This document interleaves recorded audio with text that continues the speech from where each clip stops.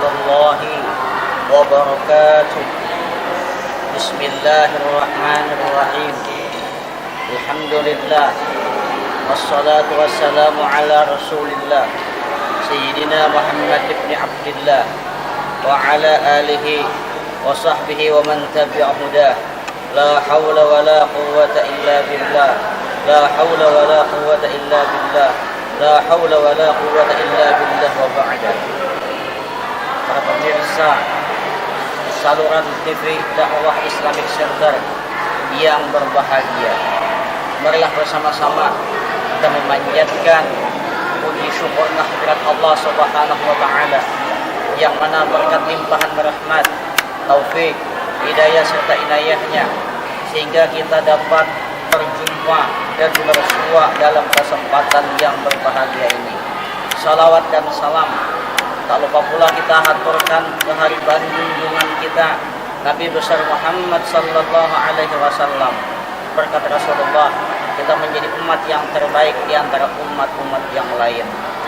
Tidak terasa saat ini kita sudah berada di bulan Ramadan, dan salah satu daripada hikmah bulan Ramadan adalah Ramadan mengajarkan kepada kita agar kita senantiasa peka terhadap lingkungan, tahu dengan keadaan kaum fakir dan miskin, tahu dengan keadaan orang-orang yang tidak mampu.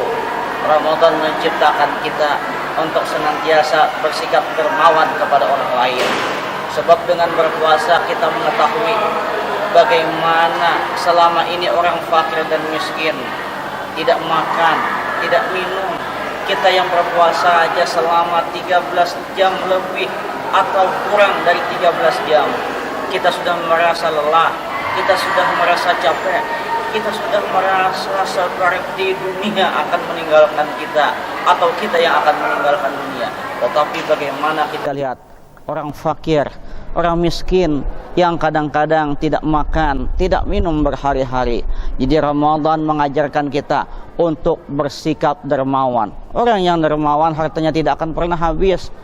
Bahkan dikatakan oleh Rasulullah, orang yang dermawan itu hartanya bertambah, bertambah, dan bertambah. Ada satu cerita yang menceritakan sahabat Rasul yang bernama Abdurrahman bin Auf. Kalau kita mungkin mati-matian berusaha supaya kita menjadi orang kaya, supaya kita menjadi orang sugih, tetapi Abdurrahman bin Auf, beliau bercita-cita bagaimana menghabiskan hartanya, bagaimana beliau menjadi orang miskin. Sebab Rasulullah sallallahu alaihi wasallam pernah mengatakan, kata Rasul, orang kaya itu masuk surganya 500 tahun belakangan daripada orang miskin. Abdurrahman Auf tertegun, dia pengen sekali menjadi orang miskin supaya masuk surga pun menjadi lebih cepat, jangan sampai tertinggal daripada orang miskin. Sampai suatu hari Abdurrahman bin Auf berpikir bagaimana caranya untuk menghabiskan hartanya. Dan kebetulan pada saat itu Madinah lagi ditimpa musibah. Seluruh pohon kurma itu gagal panen. Pada saat itulah Abdurrahman bin Auf berpikir, saatnya aku akan menjadi orang miskin. Beliau kumpulkan semua petani, semua pemilik lahan pohon kurma. Beliau umumkan, wahai para pemilik pohon kurma, wahai para pemilik kebun kurma, siapa yang tahun ini gagal panen, bawa buahnya.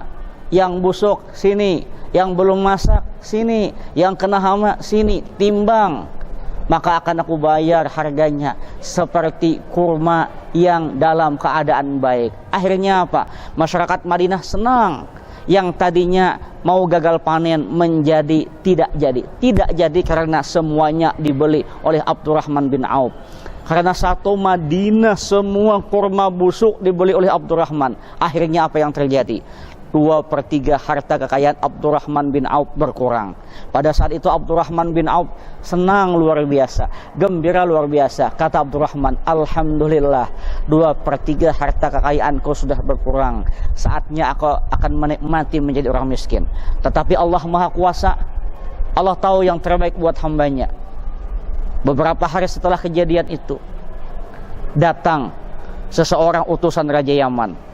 Kemudian ketika sampai di pintu gerbang kota Madinah, utusan tadi bertanya kepada penduduk Madinah, "Wahai Bapak, saya ingin bertanya, siapa yang memiliki kurma busuk di tempat ini?"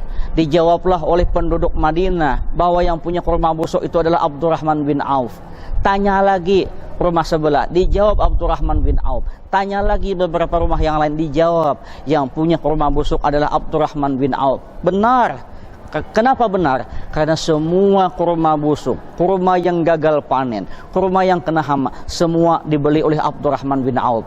Karena sudah mendapatkan jawaban lebih daripada 3 orang yang mengatakan bahwa kurma busuk itu dimiliki oleh Abdurrahman bin Auf. Akhirnya utusan Raja Yaman tadi datang ke rumah Abdurrahman bin Auf, kemudian mengucapkan salam, "Assalamualaikum."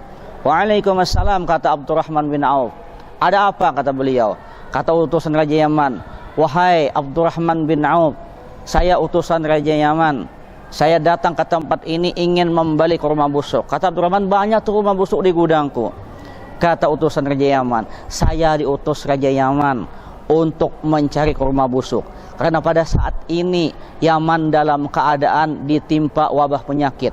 Dan menurut tabib di sana, menurut dokter di sana, yang bisa menyembuhkan hanyalah kurma busuk penduduk Madinah." Akhirnya apa yang terjadi? Kata utusan Raja Yaman, "Wahai Abdurrahman bin Auf, saya beli kurma busuk pian seharga 10 kali lipat dari harga biasa."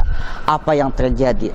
Tertegun Abdurrahman bin Auf yang tadinya 2/3 harta kekayaannya berkurang, sekarang menjadi 10 kali lipat dari harta yang ada.